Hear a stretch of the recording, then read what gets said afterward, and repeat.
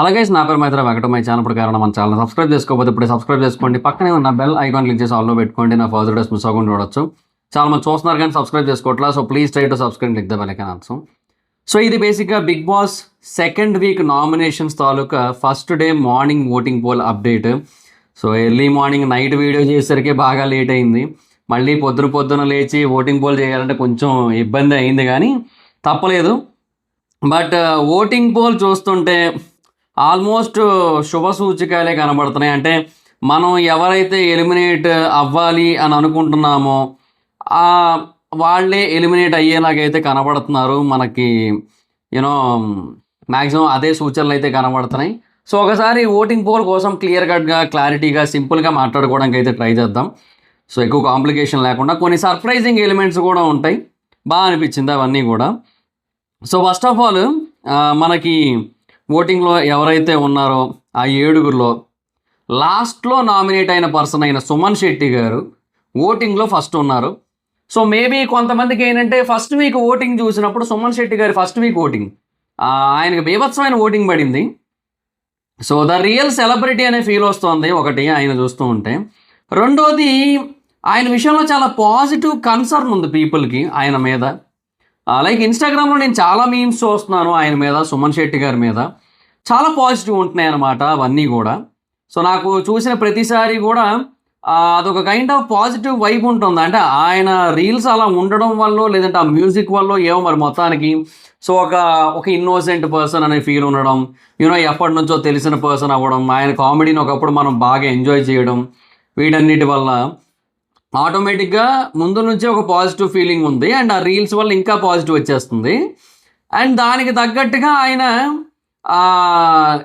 ఇచ్చి పడేస్తున్న కొన్ని థింగ్స్ కూడా చాలా గట్టిగా వర్కౌట్ అవుతున్నాయి. ఎస్పెషల్లీ ఆయన మాట్లాడింది కొద్దిగా అయినా సరే. ఇప్పుడు నేనేమంటున్నానంటే ఇప్పుడు 1000 వాలాలో చిన్న ఏంటంటారు సేవడాబ్బాకాయలు, ఆ సేవడాబ్బాకాయలు 1000 వాలాలో 1000 ఉంటాయి.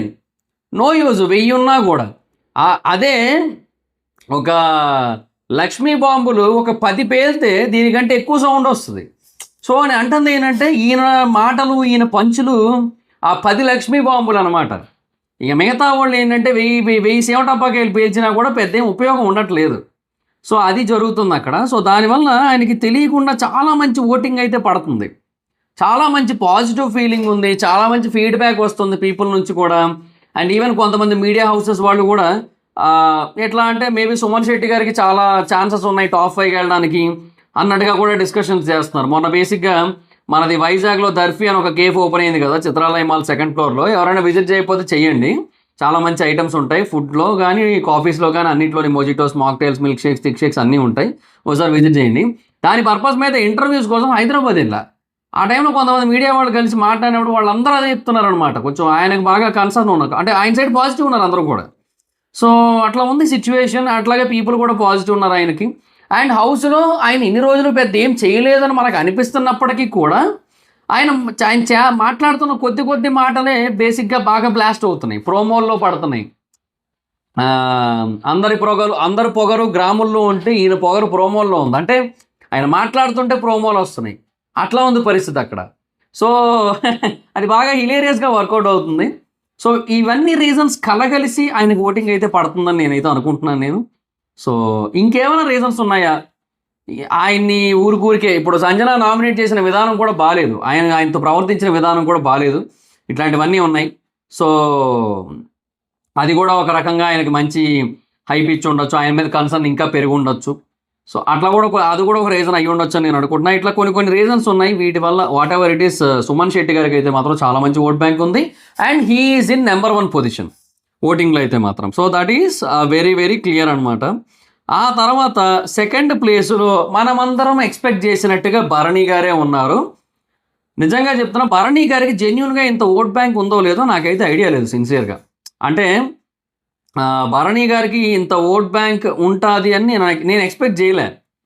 ఎందుకంటే ఆయన బేసిక్గా ఏదో కొత్త వరకు తెలుసు యాజ్ అన్ ఆర్టిస్ట్గా, అంతవరకు ఓకే. కానీ ఎందుకు ఆ బిగ్ బాస్లోకి వచ్చిన తర్వాత ఓకే మంచి పర్సన్ అనే పేరు తెచ్చుకుంటున్నాడు, కానీ ఇంత ఓటింగ్ బిల్డ్ అయ్యేంతలాగా ఆయన ఏది చేయడేమో అనుకున్నాను. ఇన్ఫ్యాక్ట్ ఇప్పుడు కూడా ఆయన సైడ్ నుంచి కొద్దిగా జరిగింది ఎఫర్ట్. బట్ మిగతా వాళ్ళందరూ కలిసి మూకుమ్మడిగా గుడ్డు గుడ్డు గుడ్డు గుడ్డు అని చెప్పి బ్యాడ్గా ఉన్న ఆయన ఓటింగ్ని గుడ్డుగా మార్చారయ్యా. నిజంగా చెప్తున్నా, బ్యాడ్ ఓటింగ్ని గుడ్డు ఓటింగ్ చేశారు, గుడ్డు పేరు చెప్పి. నిజంగా. సో అట్లాగా ఆయన ఓటింగ్ గ్రాఫ్ అనేది చాలా బాగా రైజ్ అయింది, చాలా బాగా ఆయన ముందుకెళ్తున్నారు, దూసుకెళ్తున్నారు ఆయన అయితే మాత్రం. సో నైస్లీ గోయింగ్ గుడ్ అనిపిస్తుంది నాకైతే మాత్రం. He's going very great. And ఇలాగే కనుక కంటిన్యూ అయితే he will be definitely in top 5. Bharani garu, Suman గారు, ఇమాన్యుల్, తనూజ, రాము రాథోడ్ కానీ లేదంటే రీతు చౌదరి కానీ, రాము కానీ రీతు కానీ, వీళ్ళిద్దరిలో ఎవరో ఒకరు ఉండే ఛాన్స్ ఉంది మ్యాక్సిమం. సో అట్లా. అండ్ నిన్న ఒక పాయింట్ నేను మెన్షన్ చేశాను, మళ్ళీ ఇప్పుడు నాకు స్ట్రైక్ అయింది. నిన్న పాయింట్ కూడా చేస్తారేమో, నిన్న బేసిక్గా రీతు చౌదరి అను, రీతు అనే అంటాను, ఇప్పుడు మళ్ళీ ఎందుకు వచ్చింది అదని చెప్పి రాము రాథోడ్ అన్నాం అని చెప్పి. సో బేసిక్గా మనం ఏంటంటే ఇప్పుడు ఓటింగ్ పోల్స్ అన్నీ కూడా కన్సిడర్ చేస్తుంటాం కదా. సో అన్ని పోల్స్ కన్సిడర్ చేస్తుంటాం కదా. సో అక్కడ బేసిక్గా వాళ్ళ పేర్లన్నీ కూడా కంప్లీట్గా ఉన్నాయి. వాళ్ళ పేర్లన్నీ కూడా కంప్లీట్గా ఉండేసరికి నాకు వాళ్ళ పేర్లు కూడా కంప్లీట్గా గుర్తొచ్చేసినాయి అక్కడ. అందుకు అట్లా అది కొంచెం స్ట్రైక్ అయింది అంతే. నేను జనరల్గా అయితే మాత్రం సుమన్ శెట్టి గారిది కూడా ఆయన పేరులోనే కలిసిపోయిన ఫీలింగ్ ఉంటుంది. అది సుమన్ శెట్టి అంటేనే ఆయన పేరు అన్నట్టు అనిపిస్తుంది. రాము రాథోడ్కి అట్లేం లేదు, రాము అని పిలిచినా బాగానే ఉంటుంది, రీతుకు కూడా అంతే, పేరు పెట్టి పిలిచినా బాగానే ఉంటుంది. అంటే ఆ పేరు పక్కన అది లేకపోతే గుర్తించలేమన్నట్టు అయితే లేదు. సో అది పాయింట్ అనమాట. సో అందుకు ఈయనకి ఏంటంటే అట్లా వచ్చేస్తుంది అంతే. ఇంకా డీమన్ పవన్ని మనం డీమన్ పవన్ అని పిలవము, పవన్ అనే పిలుస్తాం. హరీష్ని హరీష్ అని పిలిచినా ఏం కాదు, ప్రియా శెట్టిని ప్రియా అని పిలిచినా ఏం కాదు, మనీష్ మర్యాదని మనం మనీష్ అని పిలిచినా ఏం కాదు. సో వీళ్ళెవరిని మనం పిలుచుకోనక్కర్లే. ఒక్క సుమన్ శెట్టి గారిని మటుకు మనం ఇంకా ఇంటి పేరుతోనే పిలుచుకుంటాం, ఎందుకంటే అది ఆయన పేరులో భాగంగా కలిసిపోయింది కాబట్టి. నిన్నటి ఎపిసోడ్లో ఇది చెప్పాం కదా, మళ్ళీ నన్ను పాయింట్ అవుట్ చేస్తారేమో అని చెప్పి నేనే ముందు చెప్తున్నా. సో ఇట్లాగే ఈ ఫుల్ నేమ్స్ అన్నీ చూడటం వల్ల అట్లా ఆటోమేటిక్ వచ్చింది. మళ్ళీ సుమన్ శెట్టి గారిని ఎందుకు అట్లా అనేటంటే ఇంకా అంతే. సుమన్ గారు అంటే సీనియర్ యాక్టర్ సుమన్ గారు, ఇంకొక ఆయన గుర్తొస్తున్నారు. సుమన్ శెట్టి అంటే నేను గుర్తొస్తారు. అట్లా ఉంది, అట్లా రిజిస్టర్ అయిపోయింది బ్రెయిన్లో. అది ఎప్పటి నుంచో ఉన్న రిజిస్ట్రేషన్ వల్ల ఇదంతా. సో అదొక పాయింట్. సరే ఓకే, నా దృష్టిలో వీళ్ళు 5 అయితే ఉన్నారు ప్రస్తుతానికి. ఇలాగే కనుక కంటిన్యూ అయితే టాప్ 5గా వెళ్ళడానికి వీళ్ళందరికీ కూడా కొంచెం మంచి ఛాన్స్ అయితే ఉన్నాయి. భరణి గారిని అమాంతం లేపారబ్బా, ఒక్క దెబ్బకి జై అని లేచింది ఆయన. సారీ సంజన ఉన్నారు కదా, సంజన అది నాకు ఏమనిపిస్తుందంటే అదంతా కూడా కొద్ది రోజులు అట్లా ఫ్లూక్లో నడుస్తాయి. అంటే ఇప్పుడు ఆవిడ ప్రతిసారి అదే రిపీట్ చేస్తే ఎవరికైనా చిరాకేస్తుంది. ఆవిడ అదే చేస్తోంది, ఇప్పటికి 2 సార్లు చేసింది. సో ఒకసారి ఓకే నైస్ కంటెంట్ అనిపించింది, రెండోసారి నైస్ స్ట్రాటజీ అనిపిస్తుంది, మూడోసారి ఏముందలే మొన్నసారి చేసింది కదా అలాగే చేస్తుంది అనిపిస్తుంది, నాలుగోసారి ఎన్నిసార్లు చేస్తుంది అనిపిస్తుంది, ఐదోసారి మనకే తప్పు అనిపిస్తుంది ప్రతిసారి ఇదే చేస్తే. సో ఆవిడ సైడ్ నుంచి అంతకంటే బెటర్ కంటెంట్ నేనేం ఎక్స్పెక్ట్ చేయట్లేదు. రైట్ టాస్కులు పడినప్పుడు నేను ఆవిడ నుంచి బెటర్ అవుట్పుట్ ఏమి ఉంటుందని నేను అనుకోవట్లేదు నేను. సో ఇట్లాంటివన్నీ ఉన్నాయి. సో ఎలాగో ఆవిడలో ఫర్దర్గా మిస్టేక్స్ బయటపడతాయి అనిపిస్తుంది నాకైతే. సో ఇప్పుడు అందుకని నేను ఆవిడ టాప్ 5 కింద పెట్టలేను. మేబీ ఉంటుంది, ఒక 7-8 వీక్స్ అయితే కన్ఫర్మ్ ఉంటుంది, ఆ తర్వాత చెప్పలేము. సో ఇప్పటికైతే ఫస్ట్ పొజిషన్లో సుమన్ గారు, సెకండ్ ప్లేస్లో భరణి గారు అయితే ఉన్నారు. And that is very very fantastic అని చెప్పొచ్చు. ఇంకా తర్వాత 5 ప్లేసులు ఎలా ఉన్నాయి అంటే,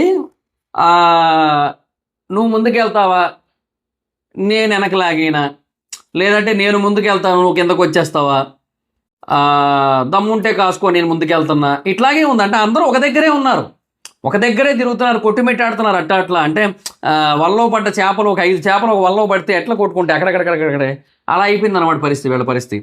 సో హరీష్ ఆల్మోస్ట్ పవన్కి దగ్గరలో ఉన్నాడు, పవన్ ఏమో ఫ్లోరాకి దగ్గరలో ఉంది, ఫ్లోరా ఏమో ప్రియాకి దగ్గరలో ఉంది, ప్రియా ఏమో మనీష్కి దగ్గరలో ఉన్నాడు. సో దగ్గరలో ఉన్నది. సో బేసిక్గా ఇక్కడ పీపుల్ ఏంటంటే వీళ్ళలో 3 ఎలిమినేషన్ చాలా గట్టిగా కోరుకుంటున్నారు. ఒకటి హరీష్, ఇంకొకటి ప్రియా, ఇంకొకటి మనీష్. శ్రీజ కూడా ఎలిమినేట్ అవ్వాలని కోరుకుంటున్నారు. బట్ శ్రీజ ఇప్పుడు నామినేషన్లో అయితే లేదు కాబట్టి మనం ఇప్పుడు శ్రీజ పేరునైతే మనం చెప్పలేం. కానీ సో యాజ్ ఆఫ్ నో అయితే మాత్రం వీళ్ళందరూ కూడా పీపుల్ అందరూ కూడా వీళ్ళ 3 ఎలిమినేషన్ కోరుకుంటున్నారు. సో హరీష్ ఏంటంటే కొంచెం బెటర్గా ఉన్నాడు అనిపిస్తుంది, ఎందుకంటే ఇనీషియల్గా తన మీద కంటెంట్ క్రియేటర్ అనే ముద్ర ఏదైతే పడిందో దానివల్ల తనకేంటంటే కొద్దో గొప్ప బెటర్ ఓటింగ్ ఉన్న ఫీలింగ్ అయితే ఉంది. కానీ బట్ అదర్ దాన్ దట్ నాకైతే మట్టుకు అసలు జెన్యున్ కానీ ఒక స్ట్రాంగ్ బ్యాడ్ ఒపీనియన్ అయితే ఫామ్ అయిపోయింది. వరస్ట్ ఒపీనియన్ ఫామ్ అయిపోయింది ఒక పర్సన్ మీద, హరీష్ మీద. సో ఇంకా I don't think he deserves that position also. But as of now ఉన్నాడు, మనం దాని గురించే మాట్లాడుకోవాలి. So Harish is in third position, very near to పవన్కి చాలా దగ్గరకు ఉన్నాడు. పవన్ ఎనీ టైం ముందుకు వెళ్ళొచ్చు, ఏదైనా కొంచెం బెటర్గా పర్ఫామ్ చేసినా, బెటర్గా టాస్క్ ఆడినా, బెటర్గా మాట్లాడినా. బట్ హరీష్ ఎనీ టైం కిందకి దిగిపోవచ్చు. ఇంతకంటే కిందకి దిగజారడు అని మనం అనుకున్న ప్రతిసారి హీ ప్రూవ్డ్ అస్ రాంగ్ కదా ఎట్లాగూ. సో మేబీ ఫర్దర్గా కూడా ఆయన అలాగే చెయ్యొచ్చు, ఇంకా దిగిపోవచ్చు ఆయన. సో నాకు తెలిసి ఆయన ఇంకా దిగే ఛాన్సెస్ అయితే ఉన్నాయి. But as of no danger పొజిషన్లో ఉన్నదైతే ముగ్గురు, ఎస్పెషల్లీ మనీష్ మర్యాద, ప్రియా శెట్టి, వీళ్ళిద్దరూ ఇంకా డేంజర్లో ఉన్నారు. And flora Saini also in a danger zone. ఈ ముగ్గురు డేంజర్ జోన్లో ఉన్నారు ప్రస్తుతానికి. బట్ ఫ్లోరాకి కొంచెం సింపతి క్రియేట్ అయింది. ఒకటి, సంజన తన మీద పగతో రగిలిపోయి గ్రడ్జ్ పెట్టుకొని చేస్తుంది అనేది ఒక పాయింట్. రెండోది, మల్టిపుల్ పీపుల్ ఒకటే రీజన్ మీద నామినేట్ చేయడం, అండ్ ఆవిడకి ఏం బాధ అనిపించింది ఎవరు పట్టించుకోకపోవడం, ఇట్లాంటి కొన్ని ఆస్పెక్ట్స్ ఉన్నాయి కాబట్టి ఆవిడకి కొంత ఓటింగ్ అయితే పడుతుంది. డీమన్ పవన్కి ఏం ఓటింగ్ పడిందని అప్పుడే పంపించారో మనకు తెలియదు. సో ఆ ఓటింగ్ ఇక్కడ కొంతవరకు రిఫ్లెక్ట్ అవుతుంది అనుకోవడమే మనం. ఇంకా అగ్ని పరీక్షకు అంతకంటే ఓటింగ్ ఉండదు కదా. సో ఇక్కడ ఏదైతే ఒక 4th పొజిషన్కి సరిపడే ఓటింగ్ వచ్చిందో అదే ఓటింగ్ అక్కడ కూడా వచ్చి ఉండొచ్చేమో నాకు తెలిసి ఆ మనిషికి. సో అందుకే ఉన్నాడేమో, అది వేరే విషయం. సో యాజ్ ఆఫ్ నౌ అయితే this is the situation. So Manish and Priya వీళ్ళిద్దరూ కూడా చాలా అంటే చాలా డేంజర్ జోన్లో ఉన్నారు. మనకి హ్యాపీ యాక్చువల్గా వాళ్ళిద్దరిలో ఎవరు వెళ్ళిపోయినా కూడా we will feel very happy అనమాట. సో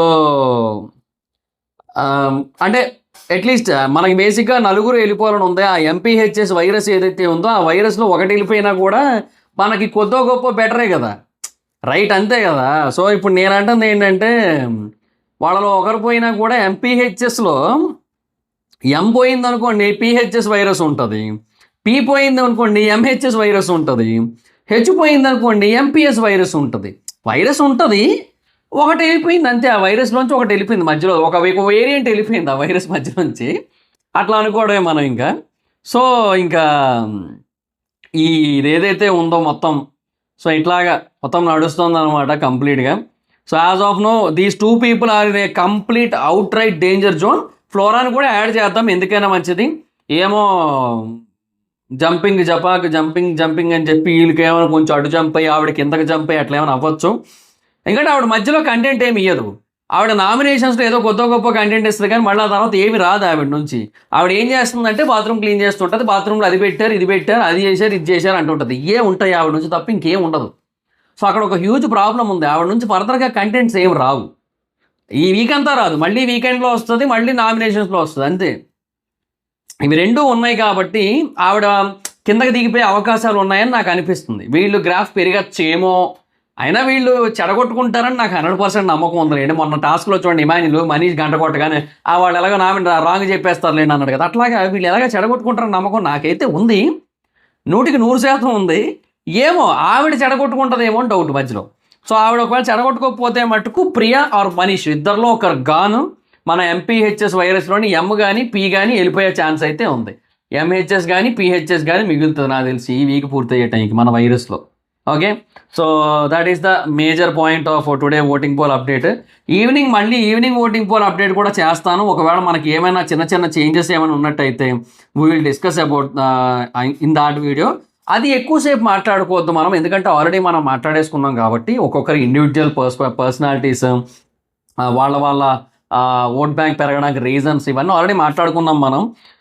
పవన్ గురించి మనం చెప్పడానికి ఏం లేదు. ఫ్లోరాకి సింపతి వల్ల క్రియేట్ అవ్వచ్చు. హరీష్కి ఏంటంటే ముందు నుంచి కంటెంట్ ఇస్తున్నాడనే ఒక రుద్దారు కదా మన మీద, దానివల్ల అయ్యి ఉండొచ్చు. తర్వాత ప్రియాకి ఏంటంటే జనరల్గానే లేదు, అందుకే వరస్ట్ ఓటింగ్ ఉంది. మనీష్కి ఆల్రెడీ ఓట్ బ్యాంక్ లేదు, సో దాన్ని ఉన్నదాన్ని కూడా చెడగొట్టుకున్నాడు ఆయన.